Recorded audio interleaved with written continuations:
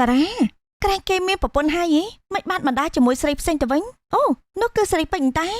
តារាឈប់ដាទឹកមុខគាត់បដោបន្តិចស្រីពេជ្រមើលទៅស្ត្រីនោះដាច់ស្ទាក់ស្ទើរស្ត្រីនោះក៏ដាមកចិនហើយមើលពីស្រីពេជ្រទៅតារាអូនេះមិនមែនជាប្រពន្ធរបស់តារាឯណាហើយចុះប្រពន្ធរបស់អ្នកនៅណាទេមិនក៏មិនឃើញមកជាមួយអញ្ចឹងស្រីពេជ្រមើលទៅតារាភ្នែករបស់នាងពោពេញទៅដោយសំណួរនាងសួរយ៉ាងយឺតយឺនបងតារានាងនិយាយពីអ្វីហ្នឹងខ្ញុំដូចជាមិនយល់ទេអ្នកមិនដឹងទេតារាមានប្រពន្ធរួចទៅហើយខ្ញុំទៅតែឃើញប្រពន្ធគាត់មិនសមមិញនេះផងដែរណាជាការពិតមែនទេបងមានប្រពន្ធហើយមិនបាត់ជាម្នាក់ទៅនឹងខ្ញុំទៀតឈ្មោះស្រីពេជ្រនោះចាខ្ញុំនឹងហើយតែមានការអីដែរទេខ្ញុំមិនចង់ឲ្យមានអ្វីដែលអាក្រក់កើតឡើងនោះទេអ្នកគួរតែឈប់តាក់ទងជាមួយនឹងបងតារាទៀតណាព្រោះគាត់គឺជាប្តីរបស់ខ្ញុំតែអ្នកនិយាយពិតមែនទេគាត់ជាប្តីអ្នកពិតមែននេះកុំចង់បានប្តីគេពេកខ្ញុំមកនេះគឺដើម្បីពមៀននាងហើយឈប់មកតាក់ទងជាមួយនឹងគាត់យ៉ាងហោចណាស់ក៏គួរយល់ដឹងពីគោលការណ៍នៃក្តីស្រឡាញ់និងគោលការណ៍សង្គមដែរគឺកុំស្រឡាញ់ប្តីគេឮច្បាស់ទេខ្យល់ល្ងាចបក់ស្រាលស្រាលតាមផ្លូវដីតូចមួយនៅក្នុងភូមិសុខាអង្គុយលើថ្មតូចមួយមើលទៅឆ្ងាយដោយទឹកមុខស្ងៀមនៅជិតនោះក៏មានមិត្តរបស់គាត់ឈ្មោះថាតារាហើយនិងនារីម្នាក់ទៀតកំពុងតែឈរជជែកគ្នាអេសុខាហើយមិនក៏ស្ងៀមស្ងាត់សម្បើមម៉េះមានរឿងអីហ៎ថ្ងៃនេះនៅកន្លែងធ្វើការពួកគេសាយចំអកដាក់ខ្ញុំម្ដងទៀតហើយហត់ណាស់ប្រឹងដែរតែចំណេះមានកំណត់ពួកគេនិយាយអីហ្នឹងអ្នកណាគេធ្វើឲ្យមិត្តរបស់ខ្ញុំមានបញ្ហាទៀតហើយពួកគេនិយាយថាខ្ញុំមិនអាចជោគជ័យបានទេព្រោះខ្ញុំក្រីក្រពួកគេនិយាយថាខ្ញុំគ្មានឱកាសដូចអ្នកដទៃទេតារាគប់ដុំថ្មតូចមួយចេញទៅលើផ្លូវហើយនិយាយដោយសំឡេងខឹងបន្តិចមនុស្សទាំងនោះគ្រាន់តែចូលចិត្តមើលងាយអ្នកដទៃតែប៉ុណ្ណោះតែកំអន់ចិត្តអីពួកនឹងតែប៉ុណ្ណឹងឯងពេលខ្លះខ្ញុំក៏គិតអញ្ចឹងដែរប្រហែលជាពួកគេនិយាយត្រឹមត្រូវហើយកុំគិតបែបនោះយើងមានផ្លូវរបស់យើងគេមានផ្លូវរបស់គេយើងជាអ្នកដើរព្រះជាអ្នកកំណត់កុំគិតច្រើនអីណាម្សិលមិញឪពុកខ្ញុំបាននិយាយប្រាប់ខ្ញុំគាត់និយាយថាម៉េចគាត់និយាយថាកូនអើយមនុស្សអាចមើលងាយយើងបានប៉ុន្តែបើយើងរឹងមាំហើយនឹងខិតខំប្រឹងប្រែងថ្ងៃណាមួយពួកគេនឹងមើលយើងដោយការគោរពវិញហើយប្រហែលជាឪពុកឯងនិយាយត្រូវគាត់ចាស់ក៏ដើរមុនក៏ដឹងផ្លូវគ្រាន់តែយើងស្ដាប់ដោយប្រើដោយប្រយ័ត្នទៅបានហើយសុខាមើលទៅមិត្តទាំង3របស់គេក្នុងកែវភ្នែករបស់គេមានពន្លឺតូចមួយនៃក្តីសង្ឃឹមបើសិនជាខ្ញុំខំប្រឹងធ្វើឲ្យគ្រួសារខ្ញុំមានជាងនេះបន្តិចប្រហែលជាល្អហើយតែប្រហែលជាថ្ងៃណាមួយខ្ញុំនឹងបង្ហាញពួកគេថាតម្លៃពិតប្រាកដមិនមែនជាទ្រព្យសម្បត្តិទេប៉ុន្តែគឺជាចិត្តដែលមិនបោះបង់ថ្ងៃនោះយើងនឹងឈរមើលឯងដែលមានមោទនភាពពេលដែលមានបានកុំភ្លេចពួកម៉ាក់ម្នាក់នេះណាក្តីសង្ឃឹមថ្មីមួយបានចាប់ផ្ដើមកើតឡើងពីថ្ងៃនោះមកគាត់បានសម្រេចចិត្តថាគាត់នឹងរឹងមាំដើម្បីមិនឲ្យនរណាម្នាក់មើលងាយគាត់បានឡើយពន្លឺថ្ងៃរសៀលចាំងចូលតាមបង្អួចធំនៃការិយាល័យសំឡេងក្តារចុចនិងសំឡេងបោះពុម្ពឯកសារលាន់ឮស្ទើរតែពេញបន្ទប់សុខាអង្គុយមុខកុំព្យូទ័រដៃរបស់គេផ្អាកលើក្តារចុចលើអេក្រង់មានឯកសារមួយដែលគេកំពុងតែព្យាយាមបញ្ចប់ប៉ុន្តែមើលទៅដូចជាកំពុងតែមានបញ្ហានៅជិតនោះមានមិត្តរួមការងារម្នាក់និងនារីម្នាក់ទៀតឈ្មោះស៊ីណាកំពុងតែជជែកគ្នាមើលទៅគេចោះគេនៅមិនទាន់ធ្វើការងារនោះហើយទេប្រហែលជាគាត់នៅថ្មីគាត់មិនទាន់សូវមានបទពិសោធន៍ទេមែនទេនៅក្នុងក្រុមហ៊ុននេះគេអន់ជាងគេហើយការងារងាយក៏ធ្វើយូរដែរសុខាអ្នកមិនអីទេអ្នកអាចទៅរួចទេបើសិនជាមានអីមិនយល់អាចសួរពួកយើងបានណាខ្ញុំអីទេខ្ញុំគ្រាន់តែគិតថាប្រហែលជាខ្ញុំមិនស័ក្តិសមនឹងការងារនេះទេការងារនេះត្រូវការមនុស្សដែលប៉កែបើឯងតាមមិនទាន់ទេក៏វាពិបាកដែរពាក្យនោះបានធ្វើឲ្យបរិយាកាសស្ងាត់មួយភ្លែនសុខាមើលទៅអេក្រង់កុំព្យូទ័រក្នុងចិត្តរបស់គាត់មានការសង្ស័យកើតឡើងយ៉ាងខ្លាំងប៉ុន្តែភ្លាមនោះសំឡេងមួយក្នុងចិត្តរបស់គាត់បានលេចឡើងជាសំឡេងឪពុករបស់គាត់កូនអើយមនុស្សអាចមើលងាយយើងបានប៉ុន្តែបើយើងមិនបោះបង់ថ្ងៃណាមួយពួកគេនឹងមើលយើងដោយការគោរពវិញប្រហែលជាថ្ងៃនេះ ខ្ញុំមិនទាន់ប្រកែគ្រប់គ្រាន់ទេអញ្ចឹងខ្ញុំត្រូវតែប្រឹងឡើងវិញទើបល្អ អ្នកនិយាយប៉ិតមែននេះបើបានអញ្ចឹងមែនខ្ញុំអរខ្លាំងណាស់ឃើញអ្នកធ្វើមកកញើយូរមកហើយនឹងស៊ូឡើងណាការងារបង្រៀនយើងទេធ្វើការយូរទៅអ្នកនឹងទម្លាប់បានហើយណា ខ្ញុំមិនបោះបង់ចោលទេការងារនឹងបង្រៀនឲ្យខ្ញុំរឹងមាំ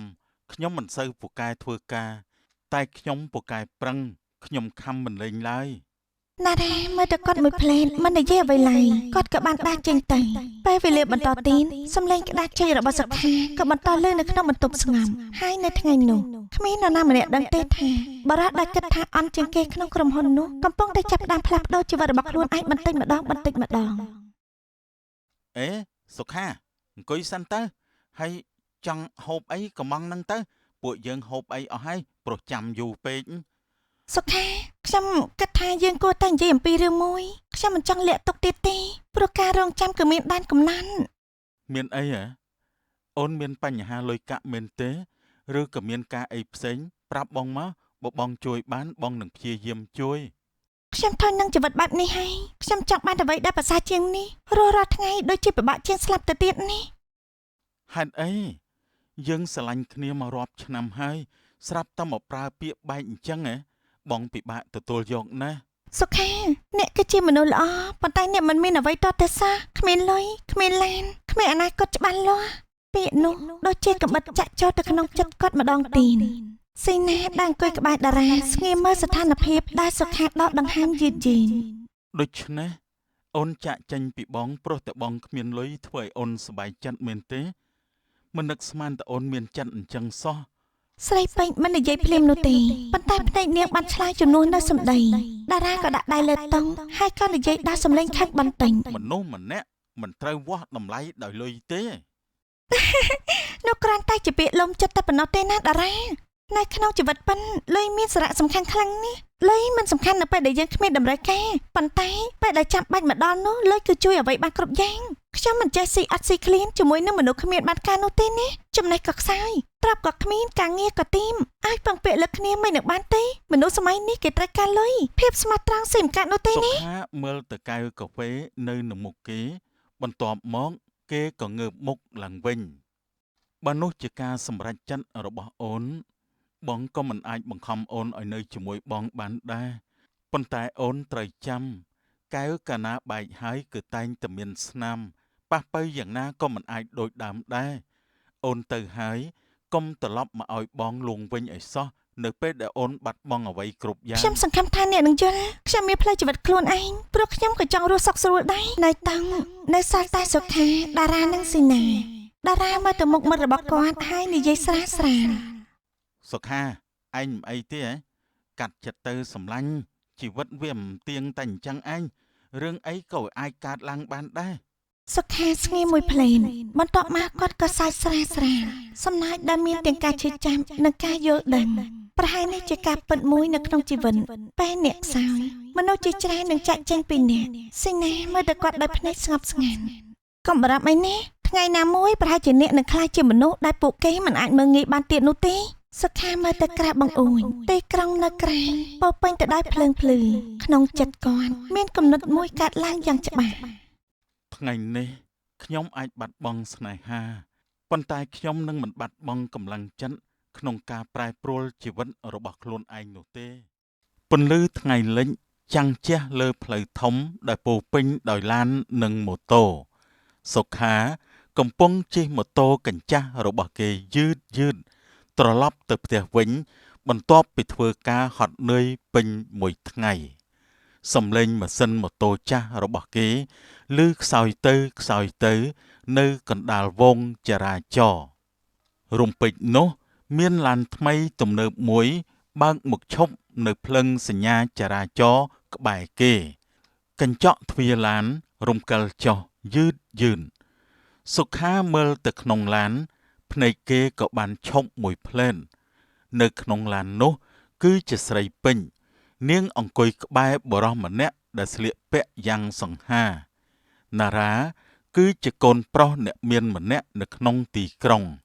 ស្រីពេជ្រមើលទៅសុខាបន្ទាប់មកនាងក៏សើចស្រាល សុខាអ្នកនៅជាម៉ូតូចាស់ដដែលទៀតទេ បើត្រូវការប្រាក់កម្ចីនោះខ្ញុំអាចជួយអ្នកបានទេកុំបារម្ភអី ស្រីពេញបែកគ្នាហើយនៅដៀមដាមឲ្យខ្ញុំទៀតយើងបែកគ្នាហើយនាងធ្វើអីក៏តាមចិត្តនាងចុះខ្ញុំមានផ្លូវរបស់ខ្ញុំត្រូវដើរតែនាងត្រូវចាំទុកពេលនេះខ្ញុំលំបាកតែមិនប្រកាសថាពេលក្រោយខ្ញុំលំបាកទៀតនោះទេ គូអាណិតខ្លាំងណាស់សូម្បីតែនិយាយក៏ខុសដែរអញ្ចឹងហើយជីវិតដែលមិនបានរៀបចំគូឲ្យសង្វេគខ្លាំងណាស់នេះប៉ុន្តែមិនអីទេកន្លែងថ្មីរបស់សង្សារខ្ញុំទំនេរសម្រាប់អ្នកដែរសុំគិតមកសិនគេសន្តិសង្ឃត្រូវទេបង តើគេជានរណាហើយអ្នកទាំងពីរស្គាល់គ្នាពីមុនមកហើយ គាត់ជាមិត្តចាស់របស់ខ្ញុំពីមុនយើងធ្លាប់ស្គាល់គ្នាប៉ុន្តែឥឡូវដូចជាមិនសូវស្និទ្ធទេព្រោះថាយើងដូចជាខុសគ្នាឆ្ងាញ់ណាស់សុខាអ្នកនៅជាម៉ូតូចាស់ដដែលទៀតទេបើត្រូវការប្រាក់កម្ចីនោះខ្ញុំអាចជួយអ្នកបានទេកុំបារម្ភអី ម៉ូតូនេះមើលទៅចាស់មែនតែវានៅតែអាចរត់បានទៀតពេលខ្លះទោះបីម៉ូតូចាស់ក៏ពិតមែនតែវាអាចជួយសម្រួលដល់ការងារបានវាមិនដែលទើសទាល់ចិនដូចមនុស្សមួយចំនួនកាន់តែចាស់ឈ្មោះកាន់តែអាសោច នេះលោកឯង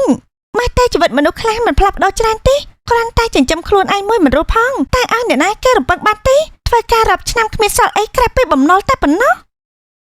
ពាក្យនោះដូចជាខ្យល់ដ៏ត្រជាក់បក់ចូលក្នុងចិត្តសុខាមើលទៅឡានថ្មីរបស់ពួកគេឡានដែលភ្លឺរលោងនិងថ្លៃថ្លាបន្ទាប់មកគេក៏និយាយតិចថាមនុស្សម្នាក់ត្រូវតែមានគោលដៅធំបើមិនអញ្ចឹងទេជីវិតនៅតែដូចដើមអញ្ចឹងសញ្ញាចរាចរណ៍ប្ដូរពណ៌ទៅជាបៃតងឡានរបស់ណារ៉ាចាប់ផ្ដើមបើកទៅមុខយឺតមុនពេលឡានចេញទៅស្រីពេជ្រមើលមកសុខាម្ដងទៀតជាចុងក្រោយ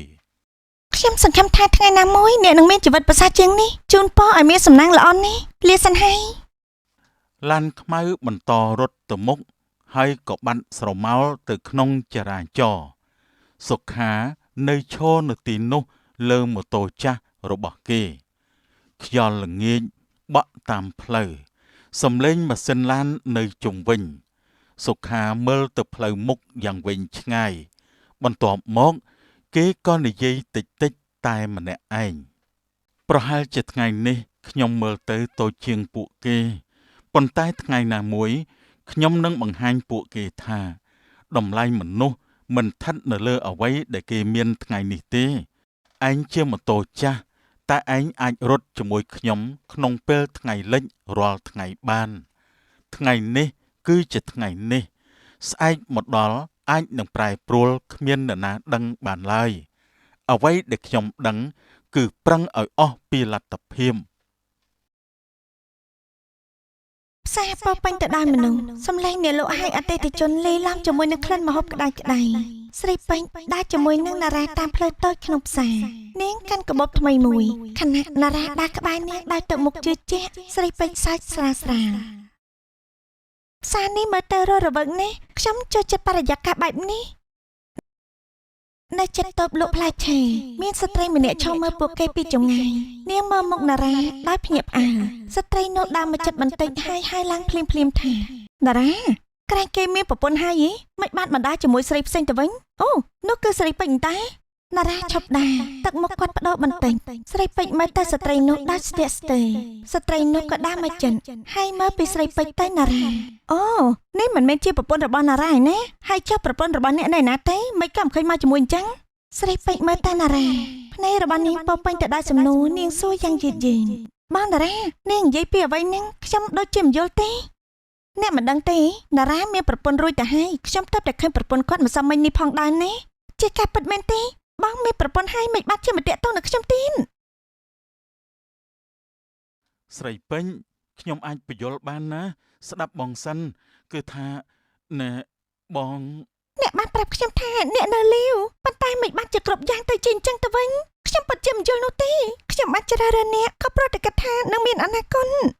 ប៉ុន្តែអ្នកបោកខ្ញុំផ្សារដែលធ្លាប់រំភើបសម្រាប់ស្រីពេញភ្លាមក៏คล้ายទៅជាកន្លែងដែលពោពេញទៅដោយភាពអាម៉ាស់នាងដើរចេញពីទីនោះយឺតៗដោយមិនមើលក្រោយនៅក្នុងចិត្តរបស់នាងមានគំនិតមួយកើតឡើងភ្លាម ប្រហែលជាមនុស្សដែលនាងធ្លាប់មើលងាយមិនមែនជាមនុស្សដែលអាក្រក់បំផុតនៅក្នុងជីវិតនាងឡើយ ពន្លឺព្រះអាទិត្យជិតលិចអស់ទៅហើយ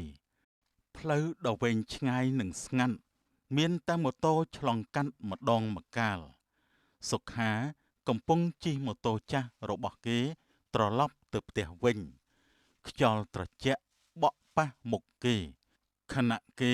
មើលទៅផ្លូវខាងមុខយ៉ាងស្ងប់ស្ងាត់ភ្លាមនោះគេឃើញនារីម្នាក់ឈរជិតម៉ូតូមួយនៅក្បែរផ្លូវនាងមើលទៅម៉ាស៊ីនម៉ូតូដោយទឹកមុខព្រួយបារម្ភសុខាក៏បន្ថយល្បឿនហើយឈប់ម៉ូតូក្បែរនាងសួរដោយសំឡេងតិចថាមានបញ្ហាអីនោះតើមានអីខ្ញុំជួយទេ ម៉ូតូខ្ញុំមិនដំណើរការទេខ្ញុំសាក់បាក់ជាច្រើនដងហើយប៉ុន្តែមិនបានសោះ ខ្ញុំសុំមើលបន្តិចបានទេប្រហែលជាខ្ញុំអាចជួយបាន ចាអញ្ចឹងចាឡើងសូមឲ្យជួយចូលបានចាស់ព្រោះកន្លែងនេះស្ងាត់ណាស់ហើយជាងក៏នៅឆ្ងាយទៀត សុខាគោះស្រាលលើម៉ាស៊ីនម៉ូតូគេបើកកៅអីឡើងក៏ឃើញខ្សែភ្លើងនៅខាងក្នុងនារីឈរមើលគេដោយស្ងាត់ស្ងៀមបានបន្តិចសុខាក៏និយាយថាគ្មានបញ្ហាអីធំដុំទេខ្សែភ្លើងនេះអាលុងបន្តិចប៉ុណ្ណោះខ្ញុំប្រើដៃរឹតវាឲ្យជាប់វិញហើយ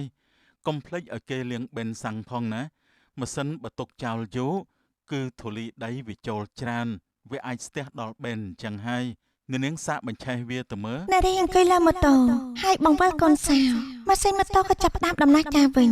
នាងភ្ញាក់ផ្អើលបន្តិចហើយសើចដោយសប្បាយចិត្តអូ វាដំណើរការវិញហើយខ្ញុំសប្បាយចិត្តខ្លាំងណាស់ អរគុណលោកហើយដែលបានជួយមិនអញ្ចឹងទេនោះពិបាកហើយពិតជាអរគុណខ្លាំងណាស់បើសិនជាគ្មានអ្នកទេនោះខ្ញុំមិនដឹងថាត្រូវធ្វើយ៉ាងម៉េចឡើយ មិនអីទេវាគ្រាន់តែជារឿងតូចតាចប៉ុណ្ណោះខ្ញុំយល់ពីការលំបាកនេះម៉ូតូតែខូចហើយអាចបដើររកជាងជួនកាលខ្ញុំបដើរម៉ូតូចង់2គីឡូឯណោះទម្រាំទៅដល់ជាង ខ្ញុំមិនដែលមានបទពិសោធន៍អញ្ចឹងនោះទេតែមុននេះខ្ញុំព្យាយាមបញ្ឆេះវាឡើងបាច់ញើសខ្នងទៅហើយណា អ្នកនាងកំ pl ែងណាស់តែមិនអីទេខ្ញុំចូលចិត្តមនុស្សដែលមិនចេះកើតទុកដូចជានាងអញ្ចឹងគឺសប្បាយរហូតអញ្ចឹងទៅល្អ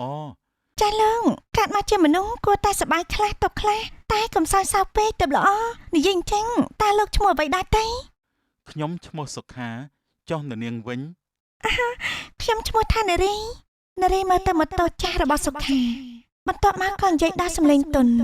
អ្នកមើលទៅជាមនុស្សល្អណាស់មិនមែនមនុស្សគ្រប់គ្នាសុទ្ធតែជួយអ្នកដទៃនៅលើផ្លូវស្ងាត់បែបនេះទេ ពេលខ្លះការជួយគ្នាតែបន្តិចអាចធ្វើឲ្យថ្ងៃរបស់មនុស្សម្នាក់ប្រសើរឡើងបាន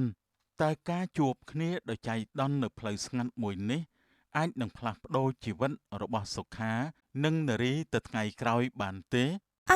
អរគុណលោកខ្លាំងណាស់ខ្ញុំមិនដឹងទេថាអ្នកនឹងជួយខ្ញុំនោះព្រោះផ្លូវនៅទីនេះស្ងាត់ណាស់សូមអធិស្ឋានផងណាខ្ញុំអាចបាយអាហារពេលល្ងាចសម្រាប់ការអរគុណបានទេ សម្រាប់ខ្ញុំហ៎មិនអីទេវាគ្រាន់តែជួបហើយជួយគ្នាដោយចៃដន្យតែមិនអីទេឥឡូវខ្ញុំក៏ដូចជាឃ្លានដែរហើយ លោកពូកែកំ pl ែងណាស់តើយ៉ាងតែបន្តិចទៀតទេមានអាហារដ្ឋានមួយកន្លែងត្រៀមពោះឲ្យនៅនឹងខ្ញុំបាយណា សុខាមើលទៅនារីភ្នែកគេពោពេញទៅដោយភាពចាប់អារម្មណ៍និងអារម្មណ៍សប្បាយចិត្តអេល្អដែរអន្តាខ្ញុំមិនប្រកាន់ទេទោះជាមនុស្សស្រីប៉ាវក៏ដោយព្រោះខ្ញុំមុខក្រាស់ស្រាប់ទៅហើយ នារីចុះពីលើម៉ូតូហើយដើរទៅក្បែរតុម្ហូបនៅផ្សារពេលនាងកាន់ប្រអប់ម្ហូបនិងកាបូបផងសុខាទៅរៀបចំឲ្យនារីហើយអង្គុយលើបង់ក្បែរសាធារណៈក្បែរផ្សារពួកគេចាប់ផ្ដើមនិយាយជាមួយគ្នាដោយសំឡេងស្ងប់ស្ងាត់ក្នុងខ្យល់ពេលល្ងាច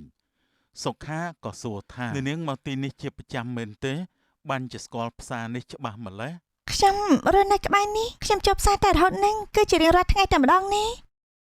ហើយនាងមិនខ្លាចផ្លូវស្ងាត់ពេលល្ងាចទេហ៎នេះសំណាងហើយដែលបានជួបខ្ញុំចុះបើនាងជួបអ្នកដតីទៅវិញតើយ៉ាងណាទៅ ខ្ញុំខ្លាចបន្តិចដែរតែពេលនេះខ្ញុំមានអារម្មណ៍ស្ងប់ស្ងាត់ពេលនៅក្បែរនេះគឺជាអារម្មណ៍ពិតនេះ ខ្ញុំគ្រាន់តែចង់ឲ្យនាងមានអារម្មណ៍ល្អតែប៉ុណ្ណោះដល់ពេលនាងនិយាយអញ្ចឹងខ្ញុំដូចជាចង់អៀនហើយនេះ ខ្យល់ល្ងាចបក់កាត់ផ្លូវស្ងាត់នោះពួកគេក៏ឈរមើលប្រអប់ម្ហូបដែលបានផ្កាប់រួចហើយនៅក្នុងភាពស្ងប់ស្ងាត់នោះក៏មានអារម្មណ៍ថ្មីកើតឡើងអារម្មណ៍ដែលមិនអាចបញ្យល់បានតែដោយការជួយគ្នាដោយចៃដន្យនារីក៏ខិតតិចទៅលើស្មារបស់សុខាខ្ញុំសង្ឃឹមថាអ្នកនឹងពេញចិត្តខ្ញុំមិនអាចទទួលអារម្មណ៍បែបនេះទេប៉ុន្តែនៅពេលដែលនៅជិតអ្នកខ្ញុំក៏ដូចគ្នាដែរខ្ញុំចង់គិតច្រើនទេខ្ញុំគ្រាន់តែចង់ឲ្យខ្លួនឯងនៅជិតអ្នកតែវាមានអត្ថន័យថាអ្នកក៏ចូលចិត្តខ្ញុំដែរខ្ញុំពេញចិត្តអរគុណណាស់ដែលអ្នកនាងទុកចិត្តលើខ្ញុំពីមុនមកក៏មិនដែលមាននរណាយកចិត្តទុកដាក់នឹងខ្ញុំបែបហ្នឹងដែរមិននឹកស្មានតែខ្ញុំបានជួបអ្នកនាងនៅថ្ងៃនេះធ្វើឲ្យខ្ញុំមានអារម្មណ៍ល្អសោះ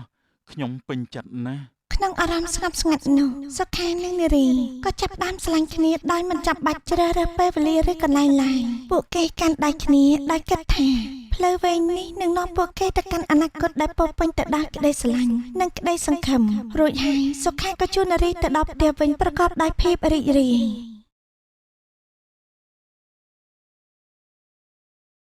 ផ្លូវនៅខាងមុខផ្ទះស្រីពេជ្រដ៏ស្ងប់ស្ងាត់ពន្លឺព្រះអាទិត្យចុងថ្ងៃបញ្ចាំងលើទ្វារប្រពន្ធតារានិងមិត្តរបស់នាងដើរទៅកាន់ផ្ទះស្រីពេជ្រដោយកំហឹងពីព្រោះនាងចង់ប្រមានស្រីពេជ្រនាងនឹងឈ្មោះស្រីពេជ្រនោះចាខ្ញុំនឹងហើយតែមានការអីដែរទេខ្ញុំមិនចង់ឲ្យមានអ្វីដែលអាក្រក់កើតឡើងនោះទេអ្នកគួរតែឈប់តាក់ទងជាមួយនឹងបងតារាទៀតណាព្រោះគាត់គឺជាប្តីរបស់ខ្ញុំតែអ្នកនិយាយពិតមែនទេគាត់ជាប្តីអ្នកពិតមែននេះកុំចង់បានប្តីគេពេកខ្ញុំមកនេះគឺដើម្បីប្រមាននាងហើយឈប់មកតាក់ទងជាមួយនឹងគាត់យ៉ាងហោចណាស់ក៏គួរយល់ដឹងពីគោលការណ៍នៃក្តីស្រឡាញ់និងគោលការណ៍សង្គមដែរគឺកុំស្រឡាញ់ប្តីគេឮច្បាស់ទេនាងគួរតែដឹងថានាងកំពុងតែចូលទៅក្នុងជីវិតដែលខុសប្រក្រតីហើយបើសិនបើនាងនៅតែចង់បន្តទៀតនោះនាងនឹងខកចិត្តយ៉ាងធ្ងន់ធ្ងរខ្ញុំមិនខំនោះទេប៉ុន្តែខ្ញុំហើយនឹងតារាយើងមិនអាចធ្វើអ្វីបានទៀតទេនាងត្រូវតែឈប់បើនាងមិនធ្វើតាមទេនាងនឹងបាត់បង់អ្វីគ្រប់យ៉ាងដែលមានតម្លៃក្នុងជីវិតរបស់អ្នកផងដែរខ្ញុំនឹងស្ដាប់ប៉ុន្តែខ្ញុំមិនអាចបោះបង់អារម្មណ៍របស់ខ្ញុំទៅមកផ្លេតនោះបានទេខ្ញុំទុកពេលឲ្យនាងកិនហើយត្រូវយល់ថាយើងជាស្រីដូចគ្នាណាកុំដណ្ដើមប្តីរបស់គេព្រោះវាជាកម្មសិទ្ធិឯកជនខ្ញុំនឹងខ្ញុំសន្យាខ្ញុំមិនចង់ប៉ះពាល់គ្រួសារអ្នកនាងនោះទេស្រីពេញឈរតែម្នាក់ឯងនៅលើផ្លូវស្ងាត់ជាការឈឺចាំព្រោះភ្នែកនាងពោរពេញទៅដោយក្តីស្រឡាញ់និងការសោកស្ដាយនាងមើលតែផ្លូវដែលសុខាបានទៅហើយទទួលស្គាល់ថាខ្លួននាងបានធ្វើខុសនាងនិយាយដោយសំឡេងត្រជាក់ស្ងប់ប៉ុន្តែភ្នែកនាងភ្លឺពីភាពក្តីសោកស្ដាយខ្ញុំបានស្រឡាញ់លោកប៉ុន្តែខ្ញុំមិនដឹងថាលោកគឺជាប្តីរបស់គេឡើយខ្ញុំបានឈឺចាប់ខ្លាំងណាស់មែនហើយខ្ញុំត្រូវត្រឡប់ទៅរកបងសុខាខ្ញុំត្រូវទៅសុំទោសគាត់វិញខ្ញុំមិនចង់បាត់បង់គាត់ទៀតឡើយពន្លឺភ្លើងនៅតាមដងផ្លូវដ៏ស្រទន់ខ្យល់ពេលយប់បក់រំភើយធ្វើឲ្យបរិយាកាសស្ងប់ស្ងាត់ប៉ុន្តែពោរពេញទៅដោយភាពតានតឹងណារ៉ាឈរនៅចំពោះមុខស្រីពេជ្រភ្នែកគេពោរពេញទៅដោយការសោកស្ដាយពេជ្រស្ដាប់បងម្ដងទៀតបានទេបងដឹងថាបងខុសតែបងមិនចង់បាត់បង់អូនទេតារាលោកនិយាយពាក្យនេះគឺយឺតពេលហើយខ្ញុំមិនស្រឡាញ់ប្តីគេនោះទេណាលោកទៅវិញទេខ្ញុំសុំវល់ស្រីពេញបងសុំទោសណាបងនឹងកែខ្លួនសូមឲ្យឱកាសបងម្ដងទៀតមកបងស្រឡាញ់អូនណាទោះបងមានប្រពន្ធក៏ដោយតែចិត្តបងនៅតែនឹកអូនគ្មានថ្ងៃណាបំភ្លេចបានឡើយយើងត្រូវគ្នាវិញទៅណាអូនណាការស្រឡាញ់មិនមែនគ្រាន់តែពាក្យទេណាលោកតារាវាគឺជាការគោរពគ្នានិងស្មោះត្រង់ចំពោះគ្នាលោកមានប្រពន្ធហើយគូនណាស់តែលោកនេះផ្ដល់សុភមង្គលឲ្យនាងមើលថែគ្រួសាររបស់លោកឲ្យល្អទេគ្រប់យ៉ាងគឺលោកជាអ្នកបំបែកវាទាំងអស់ខ្ញុំស្រឡាញ់លោកតែក៏មិនចង់បំបែកគ្រួសាររបស់គេដែរពេជ្រអូនកុំទៅចោលបងអីបងមិនអាចរស់ដោយគ្មានអូនបានទេអូនគួរតែនឹកឃើញរឿងល្អៗជាមួយគ្នាផងណាតារារឿងល្អដែលលោកជាប្រុសព្រាននោះមែនទេពេលខ្លះការចាក់ចែងគឺជាវិធីមួយដើម្បីរក្សាភាពចុងក្រោយសម្រាប់ខ្លួនឯងហើយនឹងកុំឲ្យគេយកគំរូតាមគ្មានមនុស្សស្រីណាប្រើរបស់រួមគ្នាដោយខុសប្រពៃណីនោះទេយើងបែកគ្នាតារាឈរនៅទីនោះដូចជាមនុស្សដែលបាត់បង់អ្វីសំខាន់បំផុតក្នុងជីវិតស្រីពេជ្របង្វិលខ្លួនហើយក៏ដាច់ចេញទៅយឺតចូលទៅក្នុងផ្ទះនៅពីក្រៅខ្នងនាងក៏មានភាពស្ងប់ស្ងាត់និងបេះដូងដែលបែកបាក់